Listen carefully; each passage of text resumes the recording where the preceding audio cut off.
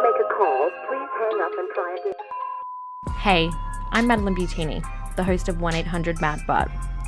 I'm a visual artist from Australia on a conversational journey to call up and talk with the best artists, entrepreneurs, and visionaries of our time.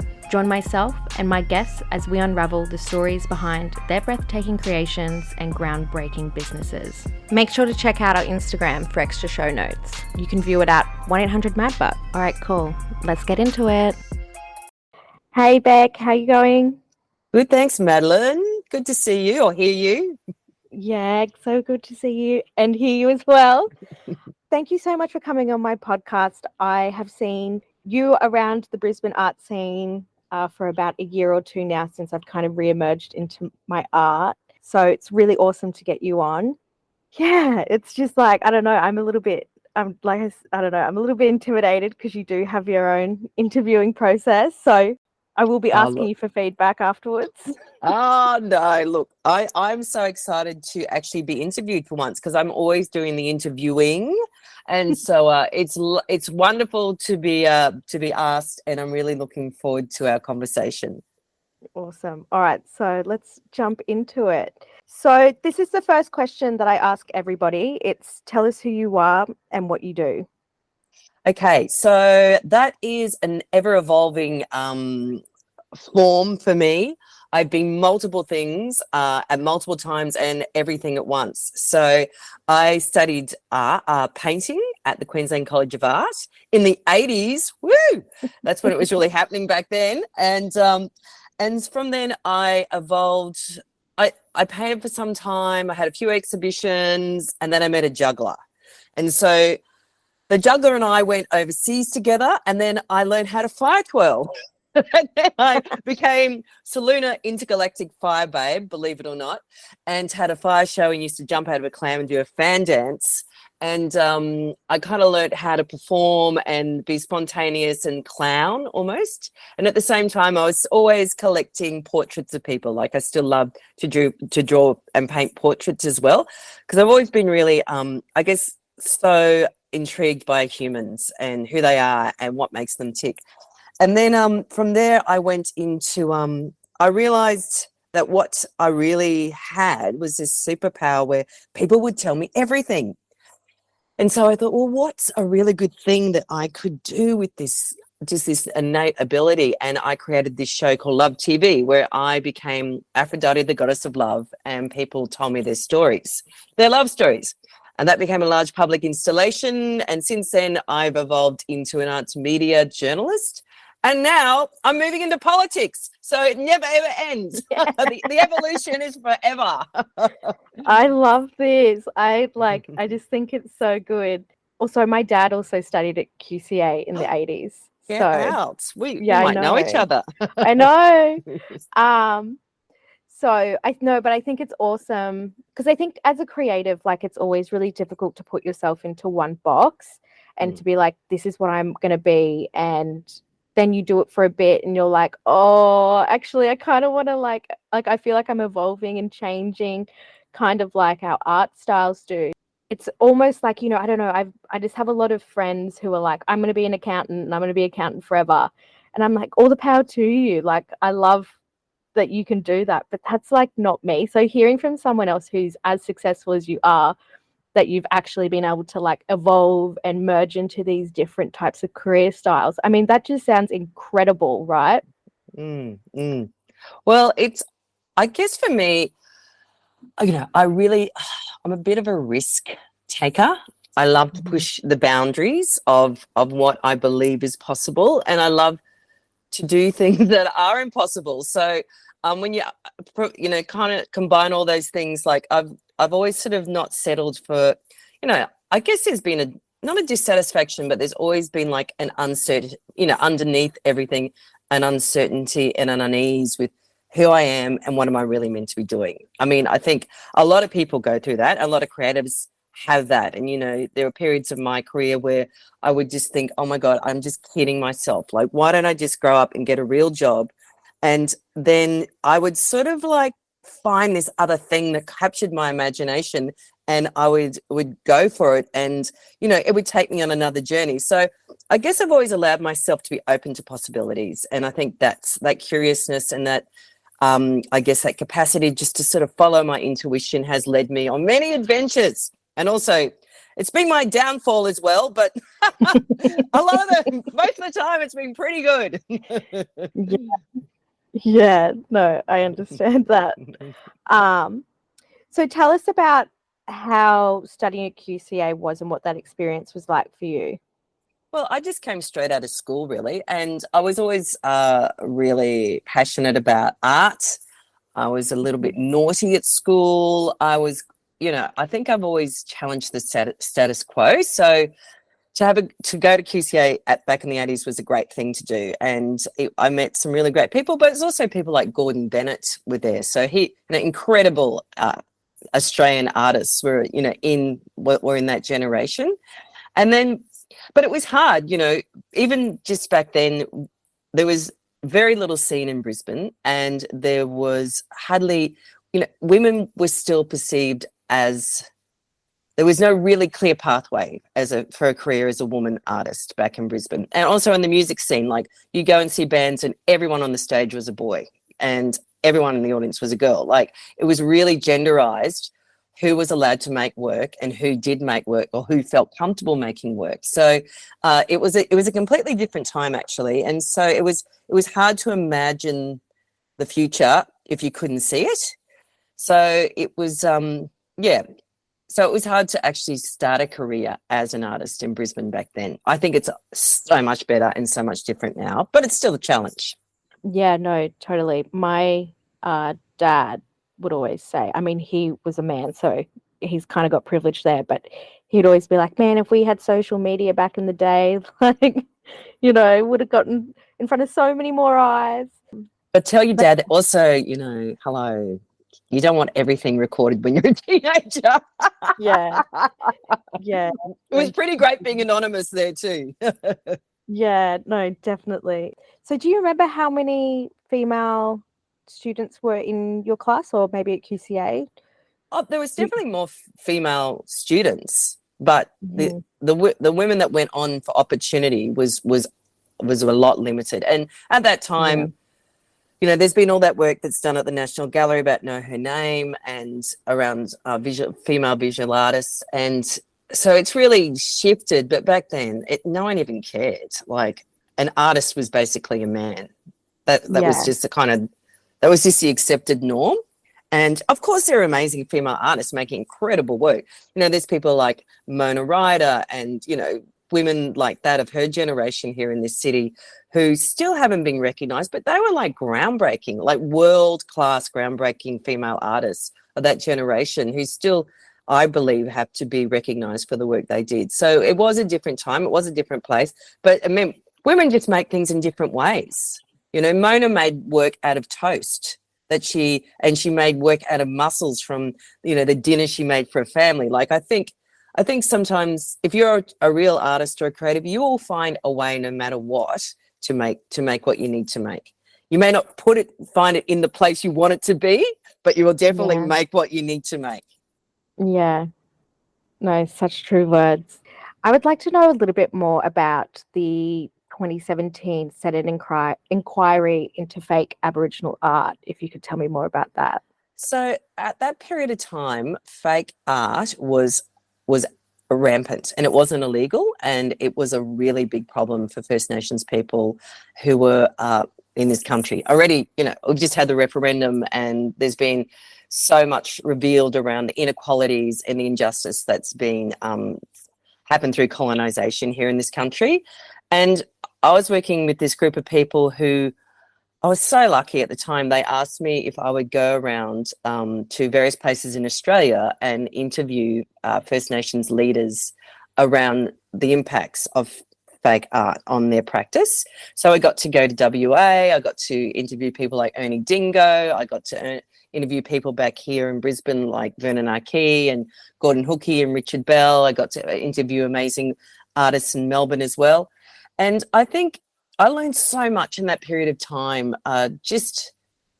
You you learn more in a conversation than you will reading a book, or you know, it's just having that very, like, the interaction where people can really reveal the truth of their journey and the truth of their story, that you learn so much. And so that was kind of the beginning of my work in so many ways, which I'm still working in different ways, but that was sort of seminal times for me in understanding the issues that First Nations people faced, and being able to, like, get my head around, I guess, how to have those conversations.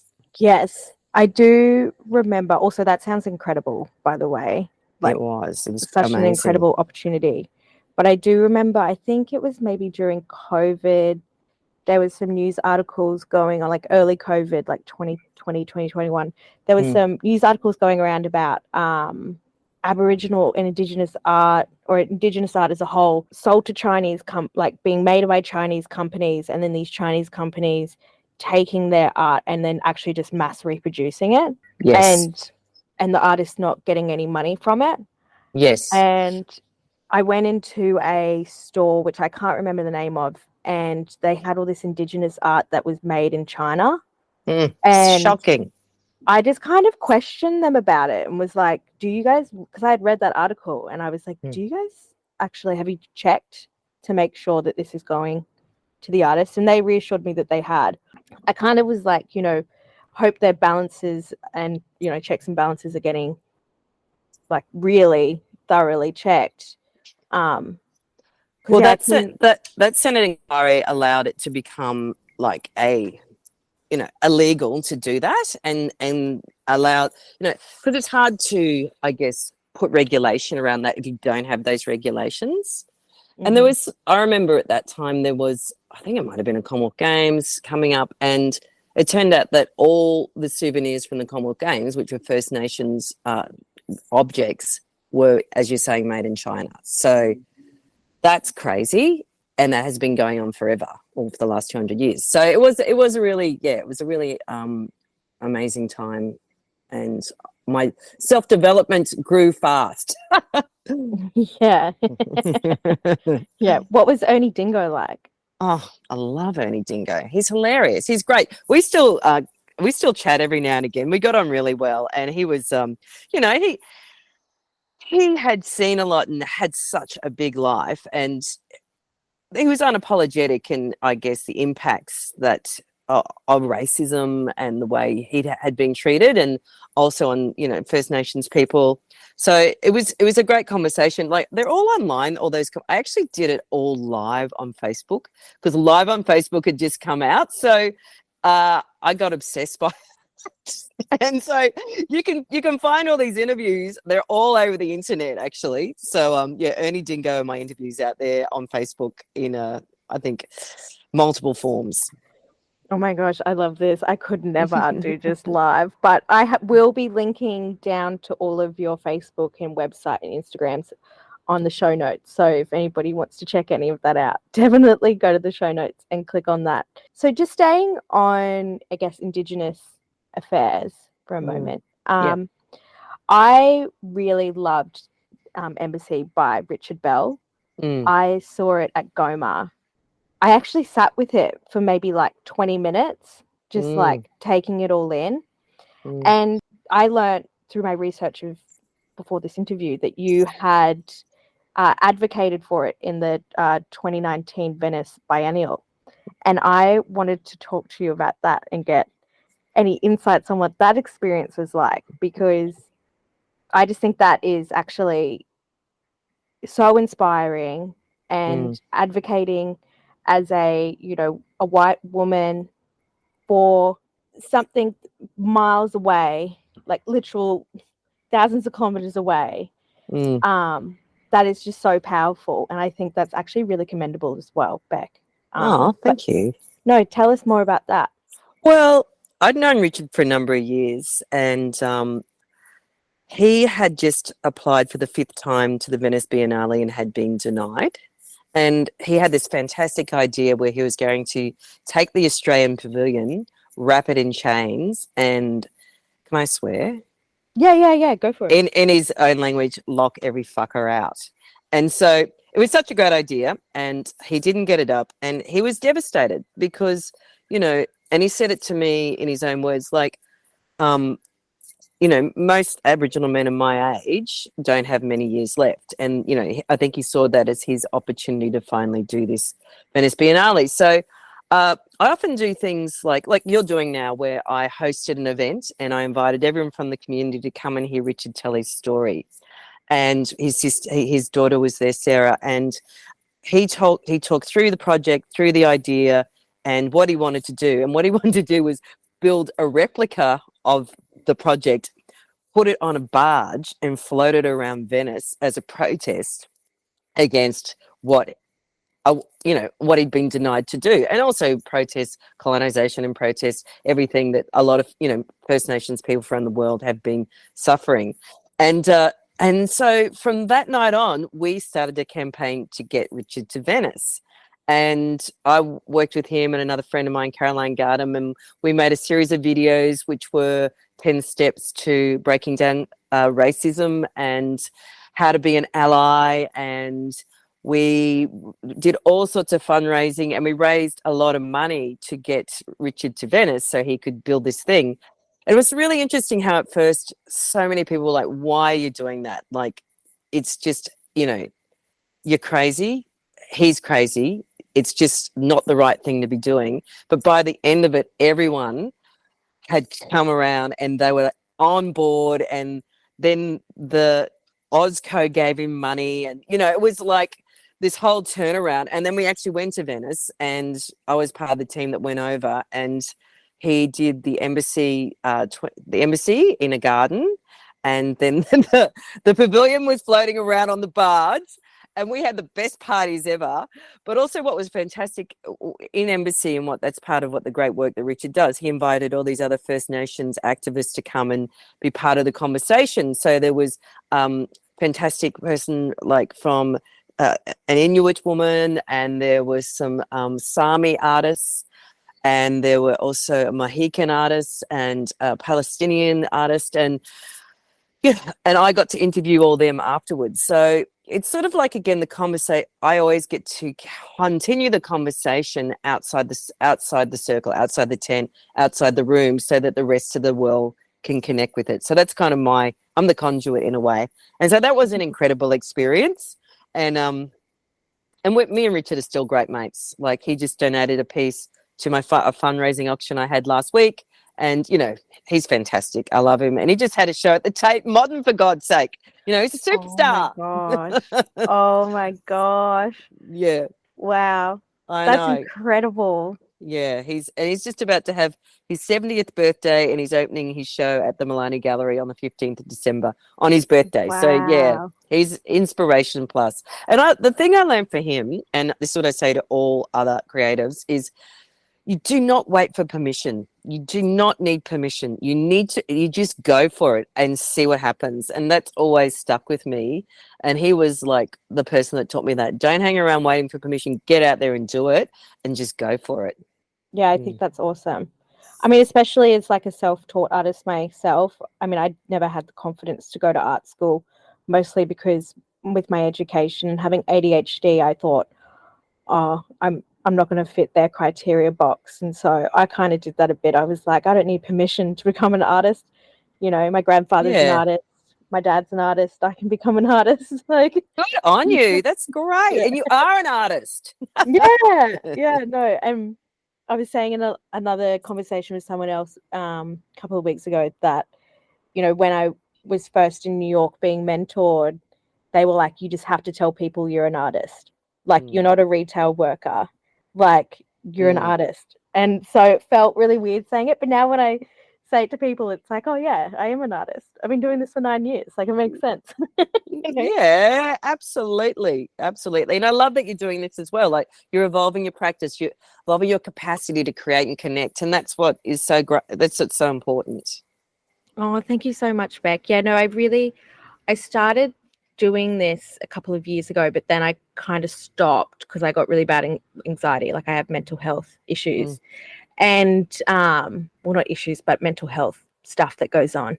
And then I redid it last year, I was really isolating myself. So I was like, I need to like talk to people and like talk to my community and stuff. Like it's all well and good to have lots of followers and things, but to actually like have a conversation around art and get to talk to people who inspire me like yourself is like incredible, you know? So yeah. yeah. Well, that's kind of what I remember when COVID first hit. Like you and like everyone, we lost all our work overnight. Yeah. And I remember thinking, oh my God, what am I going to do? Like I freaked out like everyone. And I made this series called the Independent Artist Survival Series. And I interviewed a person every day for, I think, 30 or 40 days. But Oh my artists God. from all around the world about what was going on? How was COVID impacting them? How did they see the future? You know, and that was really such a valuable collection of interviews.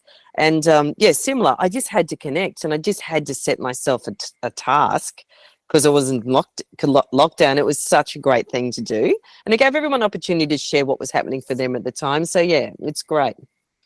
Yeah, I wish I was at that mental capacity during COVID, but like you said, you know, overnight everything was just kind of like swept off the table, and then you weren't really sure if there was a table anymore. Yes, like, you know. exactly. All right, so I have two last questions about your background, and then we're going to get into the politics of things. Oh, okay. So, Yes. I'm not a big politics head, by the way, so I'm not going to be a hard interviewer, but just let you know that we are getting there. So, yeah, great. sorry, tell us more about POPSART Arts Media and how did this come about? I think you kind of gave us like a little bit of a brief like introduction to it, but if you can go a little bit more in depth about it. Yeah, so my marriage broke up and I needed to make money, and I tried to and I had two little kids. They're only 12, twins. And so it was pretty crazy times and very hard times. And I tried doing the options were either go and work in real estate or I had to come up with a plan really fast. And I realized that what I'd done with Love TV, where I was interviewing people about love in this big hot pink TV on wheels and going around the world and that I could do it through my phone for free. And so I thought, well, why don't I just start going into galleries at exhibition openings, interviewing artists live, obsessed by live Facebook, still am. I love it. I just can't get enough of it. And because I've been doing, I did 5 years of radio at Triple Z with Quentin on Quentin Ellison, who's still there. And because of Love TV, I had learnt that I could make a piece of media that goes from 5 to 10 minutes that I don't need to edit. So it's like a radio interview, you know. I know how to do that. So I thought, well, I don't need to pay for production costs because I don't have any money. And so I just started going to every exhibition I could get to and every event I could get to, and interviewed everyone I could. And then I started being paid to do it. And then I started being taken on the road by things like Women of the World Festival and interviewing everyone that was part of it, like almost like a live feed back to the world of these great events. We went to Longreach and Charleville and Cairns and, you know, and that's what I sort of did when I went with Richard to Venice as well. And, you know, I've now interviewed over 600 people over the last 6 years, and the State Library are probably, you know, they're going to acquire it as a collection, part of it, because it is this really great social, cultural documentation of the creative sector of Brisbane and Australia, a lot of Australian artists. That's really unique because it's not in a studio, it's not high production values, it's live in the moment, and you can see who else is in the background, you know, and you can see what's going on. And so it documents the ephemeral, like all the things that will cease to exist are in these videos. So it's kind of so again, I didn't set out to do that, but that happened. That is so incredible. I know. When I realized I'd interviewed that many people, I felt a bit sick. I'm like, oh my God, there's something wrong with me. No, you're just an extrovert. It's all right. And you can obviously hold a conversation. And I mean, like, how incredible is that? Like, you had this really, and thank you for being vulnerable. Like, you had this really shitty situation, and, you know, it's almost like they always say to me, you know, Maddie, you're planting a seed, but you may not know who will sit underneath that tree.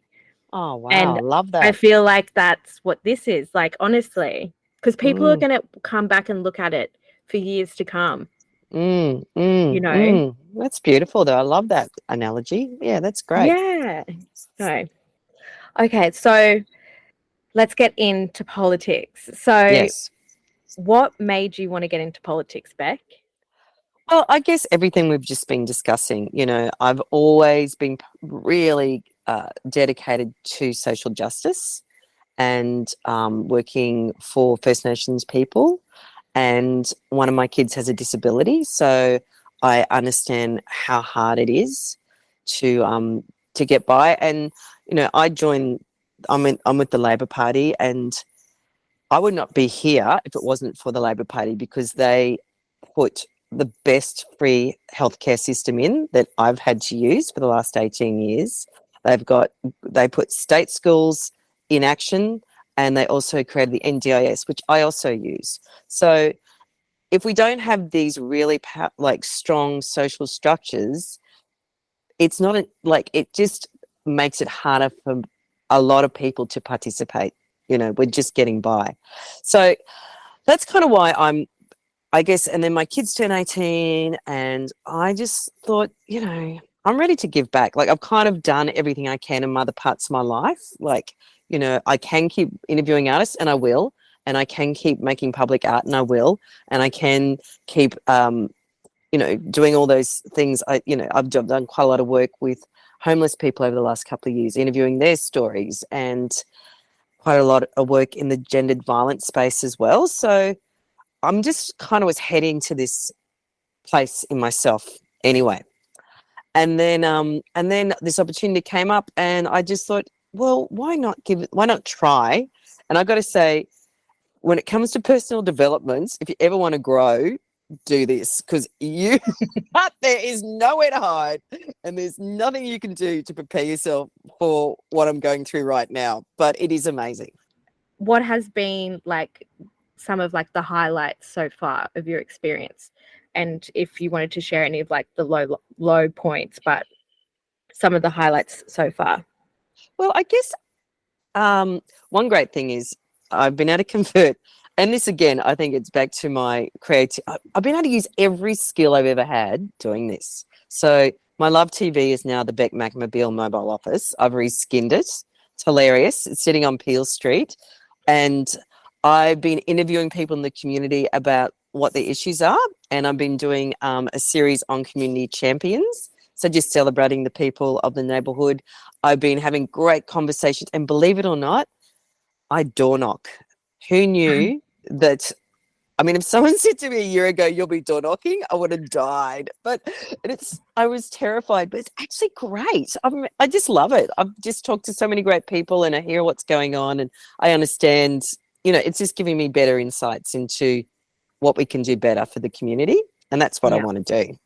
I guess the low lights are, I live in the Gabba wards, and it's so hyper political here. Like, if you're running for council, I think in a lot of other places, it's about the rates, rubbish, and roads.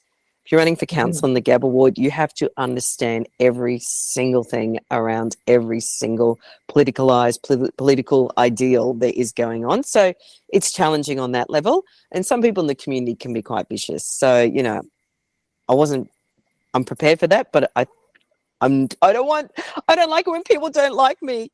I know. I think that's why I get so like I'm 30. I keep thinking I'm a young person, but I'm not.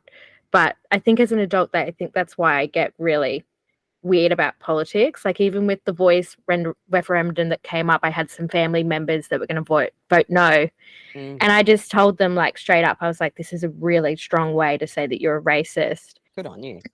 And I know, but it annoyed me so much to the point where, like, I was talking to my partner and he was like, Maddie, you can't just cut them out because they're voting no. And I'm like, but they're fucking racist. Like, you know. And so I kind of just like have no filter. I didn't cut them out, but like I was on the edge of doing it because like I know that I can either like just sit in the middle and be okay, or I can go like super extreme and get really involved, or like not get so extreme that I just like flatline and don't care. You know what I mean? Yeah, I do know what you mean. Yeah. Because there's So, just so much stuff going on in this world, Bec. Like so much stuff. I know there's so much going on, and I guess that's why I want to, you know, I think I've gone as far as I can in what I do as the advocate and activist I am. So now I want to be able to step up and be part and be sitting at the table of the people that are making the decisions. And I think we say something like the Olympics coming in, you know, it's going to happen, but we need to harness all that possibility so the community gets what it wants, so the creative sector gets what it wants, so we get social housing and, you know, a new school, and we get better roads and we get better health and we get do a better job on the environment. So you just got to have a big vision and be able to communicate, and it's about relationship. You've got to be able to negotiate and have relationships, and that's what I love to do. So who knows, I still have to win. What if no one votes for me? I'll be devastated. No, my heart. I'm not in the Gab Award, but you've won my heart. So tell us some of the ways you'd like to improve the Gabba or Brisbane as a whole. Well, I think for the Gabba, you know, it is one of the biggest creative economies in Australia.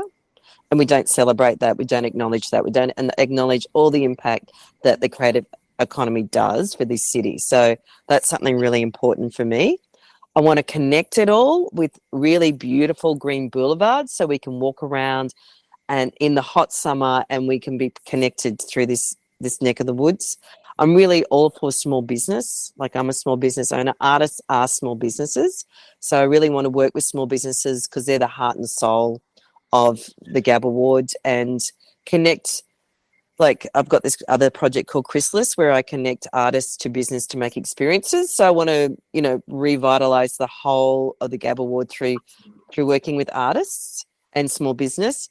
And one big thing for me, Madeline, and I'm having an event this Saturday, is how do we make this the safest place for everyone coming up to the Olympics? So for women and children, for gender diverse, for men, and also, you know, for people with disabilities. Like, there's multiculturalism, you know, like, it's safety is such a big thing, but if we come at it from the right angle, it's not about going hard on crime or cops. It's about coming up with community-based solutions and urban design solutions that we can all have a safer place. So that's a big thing for me too.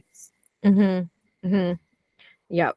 Okay. And is that like tapping into like the whole like youth crime thing? I'm not sure if there's much youth crime in the ward.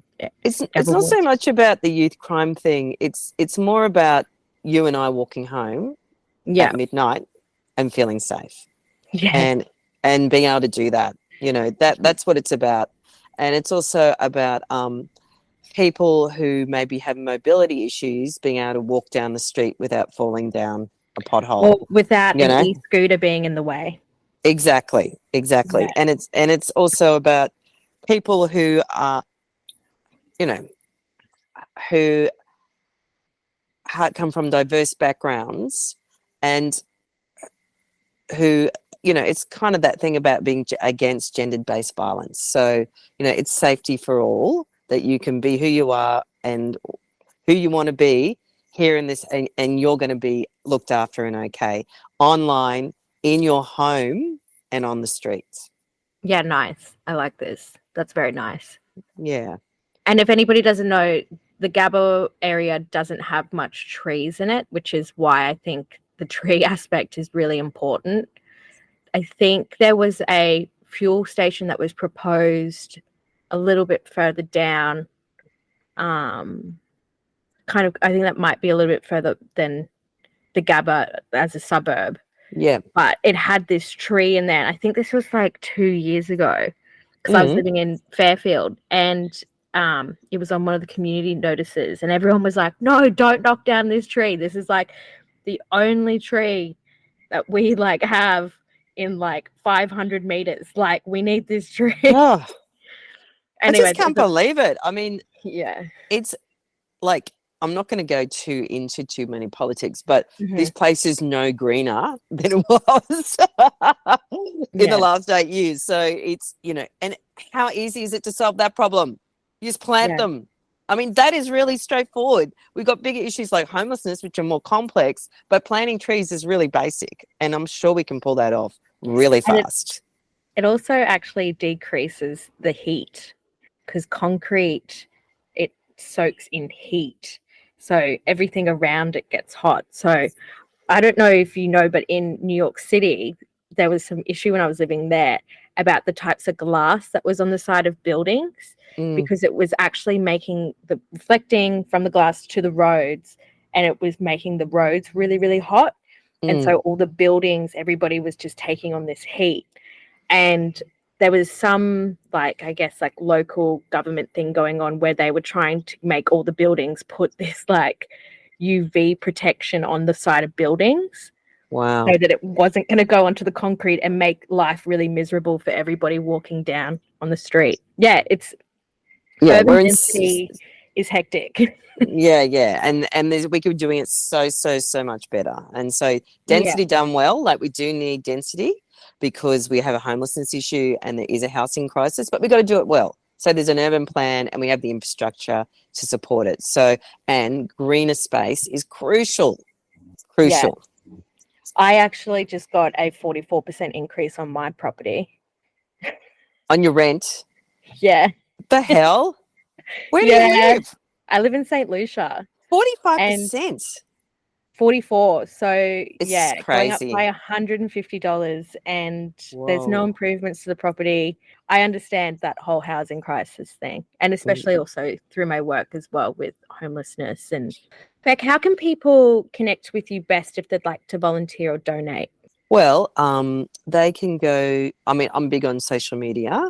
They can go to my Bec Mac for the Gab Award, which is my Instagram page. And there's also my Facebook. There's also, my Bec Mac studio Instagram. There's my POPSART Bec Mac's Instagram. There's my Chrysalis Project's Instagram. It's all there. So that's the best way to connect with me, I'd say, through Instagram. LinkedIn, I'm big on LinkedIn. Facebook, obviously.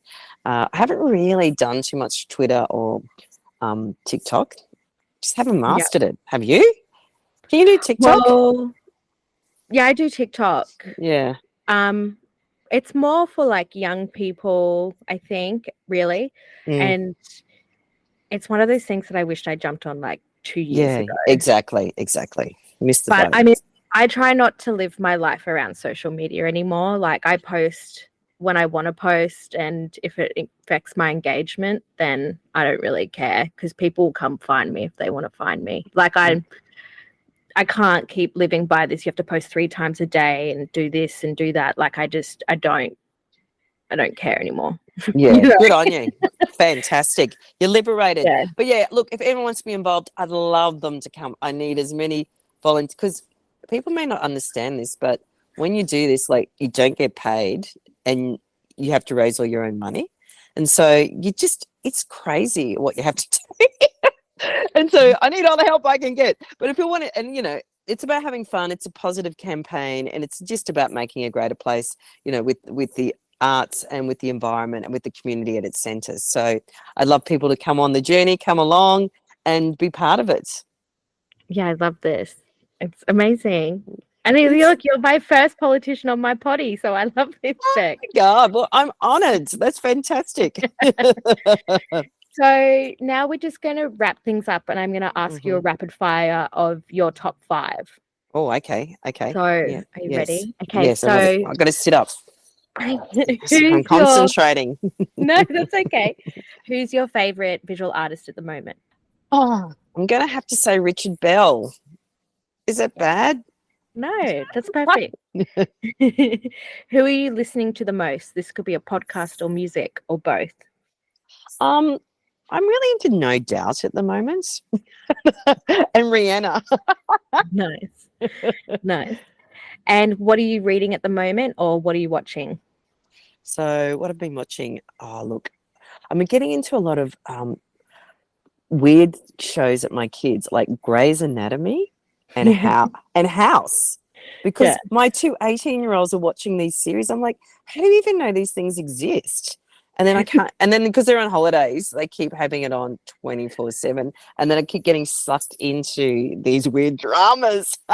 It's very No, funny. I love that. I love hospital like dramas and them being like, get the EKG, we need to do a DTB or something. And I'm like, oh my God. Exactly. And everyone's looking at each other with these really sort of shocked, horrified faces nonstop. It's really funny. And who or what is keeping you inspired? I think it is the resilience of humans, and the resilience of and the capacity for us to work together to make better places. Like the whole referendum was horrendous. Like the crap that we saw and that terrible side of Australia was really revealed. But I still saw there was this really amazing, passionate, caring part as well. And I think, I want to focus on that and help that grow, because I think that's going to make it a better place for everyone. Yeah, no, definitely. I love that. Oh my God, the next week after the referendum was horrible. And because then you had these things happening in Palestine. I know. And It's been a terrible time.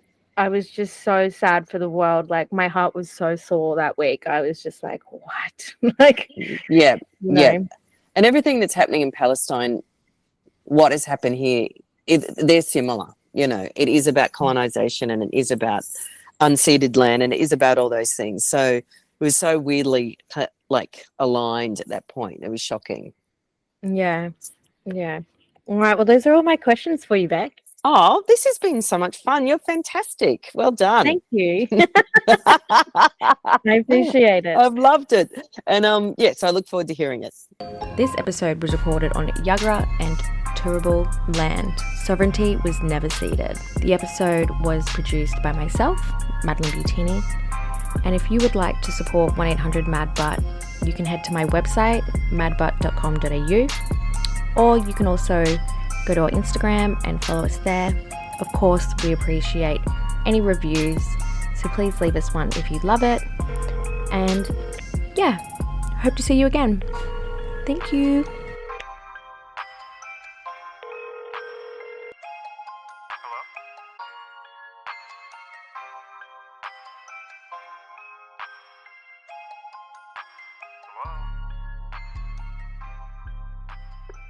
If you'd like to make a call, please hang up and try again.